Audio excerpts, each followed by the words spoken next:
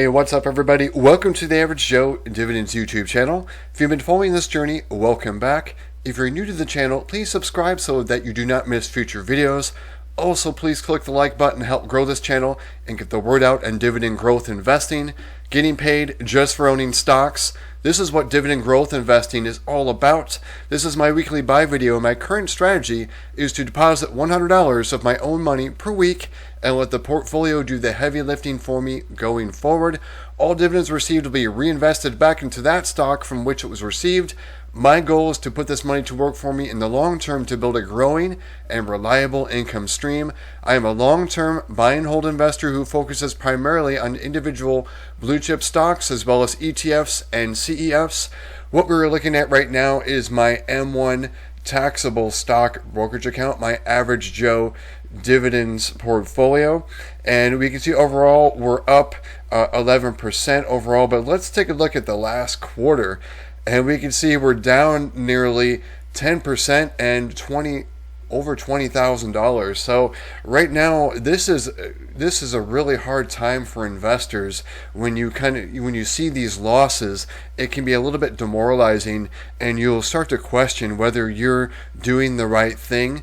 But if you're invested in, say, the S&P 500, this is of course my opinion, or a total stock market index, or companies that are very solid like a blue chip company, to me this is a really good time to be buying, even though it doesn't feel like it. So let's go ahead and jump into the activity log so we can see what I bought with the $100 that I deposited. We can see here's the $100 I deposited, but there was two buys and it was for $105.48. The $5.48 was a dividend from American Tower Corp. So that's going to be dripped right back into American Tower. I'm going to click on the two buys. We'll see where the $100 went to. Looks like it went to one place, and it sure did. It went to BST, and that's BlackRock Science and Technology Trust. It's not BLK, not to be confused with actual BlackRock. This is a totally different thing. I recommend you do your research, but that's where my money went into the ticker symbol BST. The next thing I'm going to show you is what effect this had of me buying the additional shares of BST. I'm going to click back on that. I should have stayed there. I bought just over 3 shares of BST. And BST right now, it pays monthly. It's a monthly payer. It pays nearly a 10% dividend, and the monthly dividend right now for BST is 25 cents per share. So I'm going to add an additional at least 75 cents per month alone just in this pickup right here, and plus the American Tower dividend drip's going to probably add a couple cents.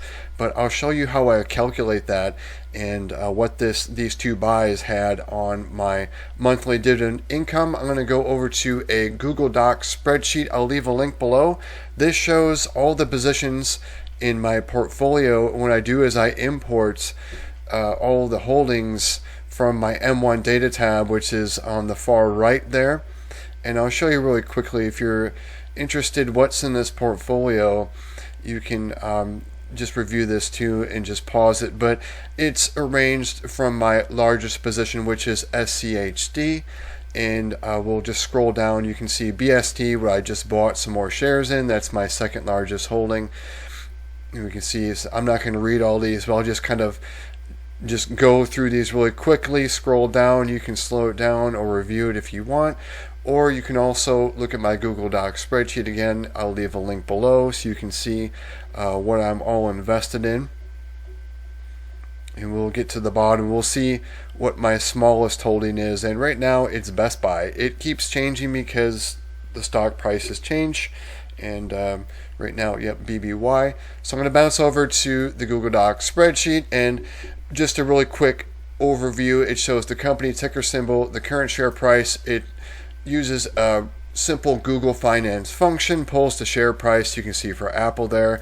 the shares are pulled, it's doing a VLOOKUP off the M1 data tab, and I'm going to add new data over there and paste it in, and it's going to pull that, and it's going to change the share value as well as the cost basis for American Tower and BST. We'll do that in just a second.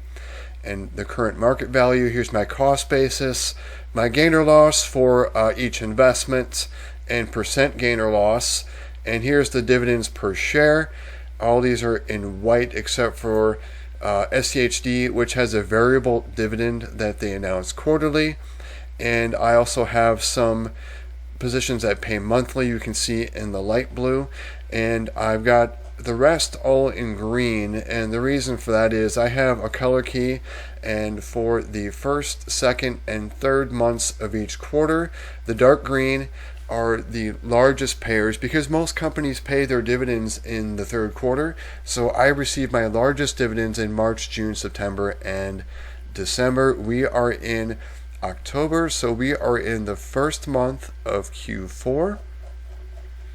And I'll continue just working on the headings here really quickly. We can see the current yield percentage. If you were to buy some more Apple stock, it's only at 0.56%, but my yield on cost is higher since I purchased Apple at a lower price. You can see I'm up on the position, so my yield on cost is higher. And as a dividend investor, it's very important to know when you're going to get paid. And so I list this. I add 1 day because M1, my stock brokerage account, has a 1-day delay. And you take a look and see here my dividends that have rolled in so far for the month of October.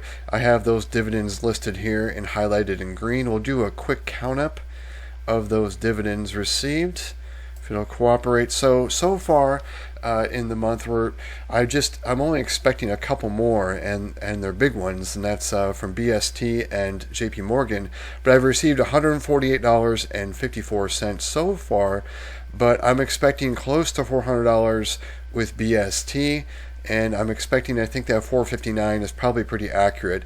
And the reason I say it's estimated dividend, because this is the high watermark, and sometimes I purchase shares or fractional shares after the X dividend date, so it won't pay the higher amount until the next dividend payout.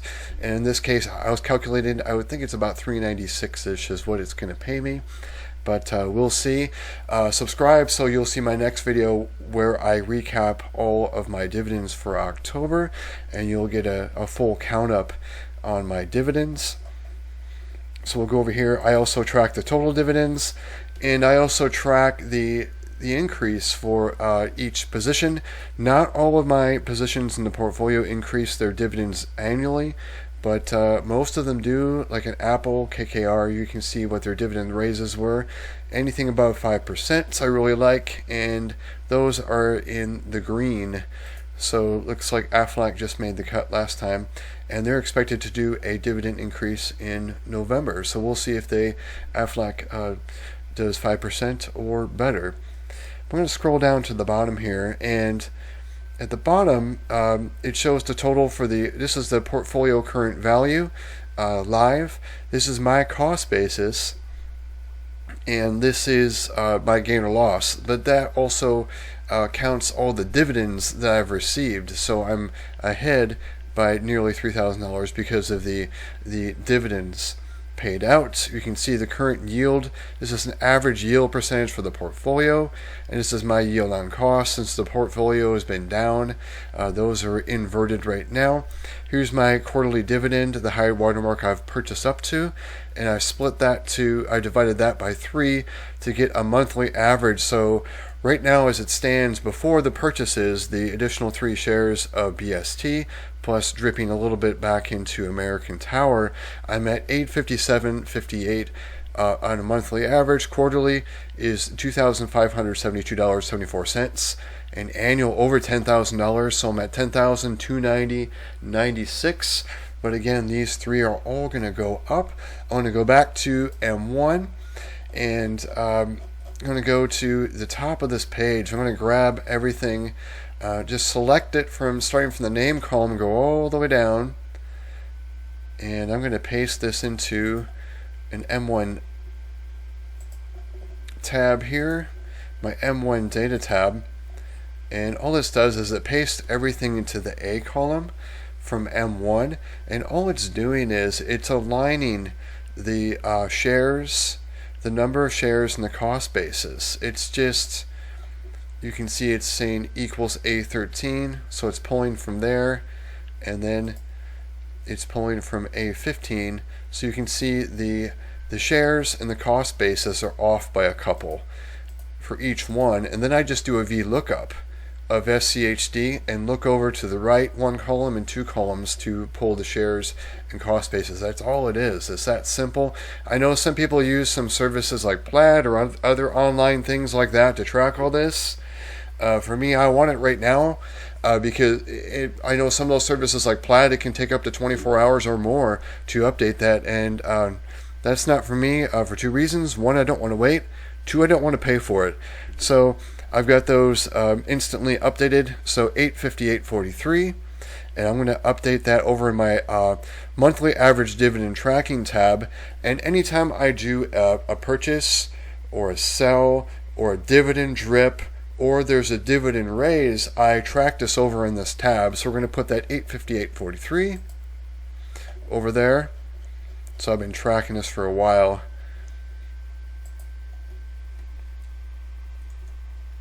So that's our new value, the 858.43. We started at 857.58, and you can go back in the video too to take a look at that and check.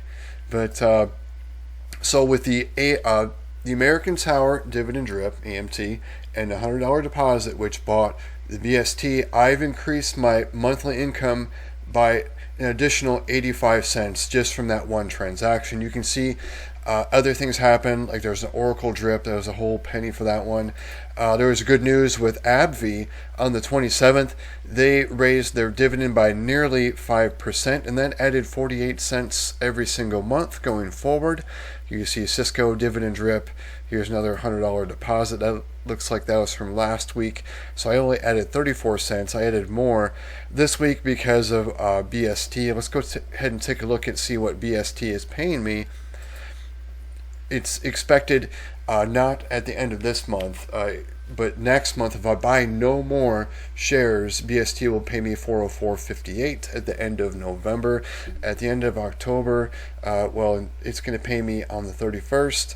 It's going to pay me like $396, and then I'm expecting that one. So that pretty much sums up what I wanted to cover in this video. Was the increase in the income, what I bought this week, and yeah, that's it. I hope everyone had a great weekend. Thanks for sticking to the end of this video. Please click the like button if you got value from this video. Also, please subscribe. And if you want to learn a little bit more about me, I've been part of a video series with Ari Gutman, and I've been teamed up with myself and Kevin Burgess, another channel you should check out. He's awesome. He has great insight. He's already retired with dividends. I'm not quite at that point. I'm looking to be at that point hopefully in a couple of years, but Kevin's already there. So again, check out Ari Gutman on YouTube, and you can get insight from both of us in a 3-part series over on his channel. So thanks again, everyone. Everyone, take care. Have a great week.